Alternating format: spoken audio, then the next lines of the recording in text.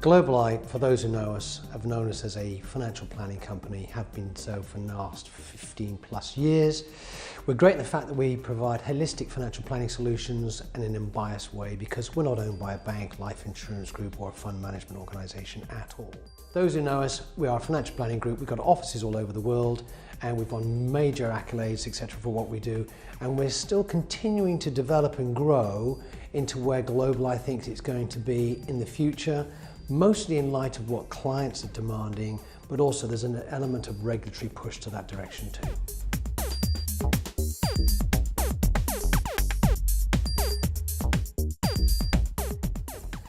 If you look at the Middle East, or really rather the UAE is striving ahead to implement regulation.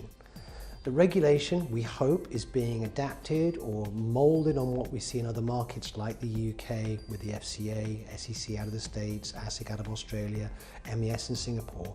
Some of the points that are coming out of the regulator at the moment don't seem to be following the same sort of profile that we've seen in other markets. And for us as a business, and I'm not just speaking about Globaleye, but all companies associated in that area, it's about potential worry, okay? But it's great at the same time that they're taking the market more seriously.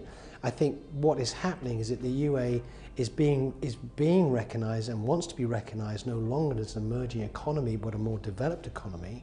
And of course one of those things they need to have in order to tick the box with the WTO and the OECD, etc., is do you have a robust regulatory framework for your financial services, namely insurance?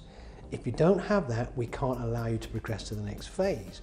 Things like, is your population with pensions, does your population have sufficient insurance, and so on and so forth. So all of these things at a very high level need to be in place in order for the country itself to develop, to become and to be seen as a developed nation. So it's good that they're putting the regulation in place. We hope that the regulation is feasible, it's realistic, and can be deployed into the market, because ultimately it needs to be enforced. And that's one of the things in my last 15 or so years I've never seen.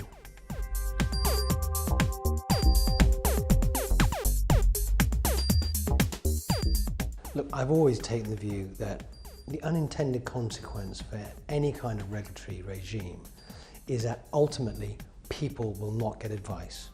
People will not get best advice. If you take, for example, the point you're making about, if I'm not going to get paid to advise anyone, why would I do it? If I'm being told I can only sell certain products, I cannot give best advice. So this is the unintended consequence about overregulation. Now for me, regulation is very simple, and the fact that, yes, you need to increase qualification standards. There needs to be more oversight. Every advisor needs to be registered for want of a better term, etc. There has to be improvement on things like risk profiling, asset management, product suitability, and so on and so forth. However, ultimately, there needs to be enforcement. If the regulator does not take a look and then say, that could be done better, rectify it, or there'll be trouble. If they don't do that and have no dialogue with us as distributors whatsoever, then you have this dipole approach to what the right solution should be. Because ultimately, they should be doing it for the consumer.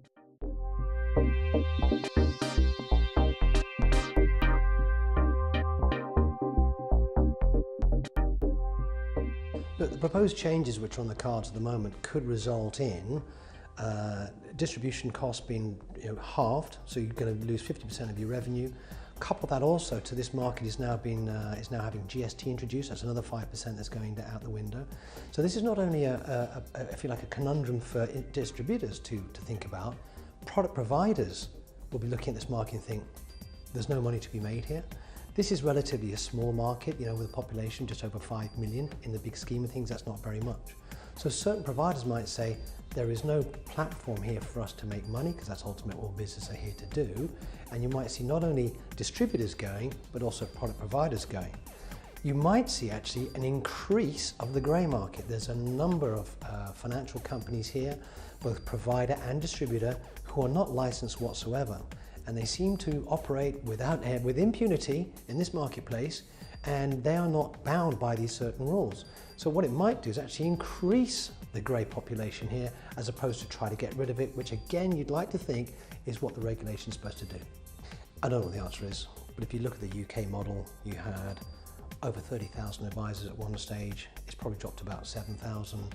You use all the stats you know about the pension saving gap, no one getting advice. It's exactly what's going to happen everywhere else. Our model is that, the man on the street, we can't advise him. It's commercially not viable for us to do it. So we'll only deal with high net worth clients who understand the importance of financial planning, are willing to pay for financial planning. And there is this big rush, obviously with the advent of technology, that you must get everything cheap. I'm afraid cheap doesn't work. I mean, a classic adage from my mother, you buy cheap, you buy twice, right? That's the world in which we live in still. You could fix your car yourself, it's cheaper. You could paint your house yourself, it's cheaper, but you won't get the job done properly. So our role is about identifying the right solution for the client, okay, and then demonstrating the value that we bring to allow that to be the right solution for them. So you'll have to pay for us. If you don't want to pay, good luck by yourself.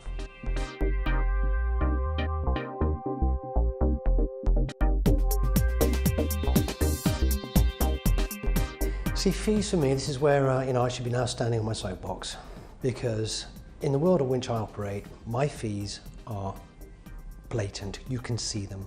The products we sell have a fee structure all over them. Not only do we use the products we sell, but we then also write to the client and ask them again, here are our fees, we're laying them out. Of those fees, we get a portion. Now, our fees are in the single digits, right? Whereas all around us, we're buying products which have fees associated to them, whether it's an iPhone or a cup of coffee or your daily loaf of bread, which have fees associated because there has to be a profit made. And some of those entities earn profit in the tens, hundreds of percents, and we don't seem to bat an eyelid. The reason why companies like Apple are worth billions of dollars is that they make so much money out of us. You don't really need an iPhone, but you need what we've got. You do need life insurance because you're going to die one day. You do need protection in terms of critical illness cover, because it's more than likely that you're going to get a horrible disease before the age of 65. And one day you're going to want to retire, right?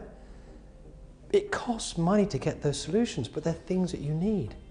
And it's small amounts, not the thousands of percents. I don't know many billionaire financial advisors, put it that way.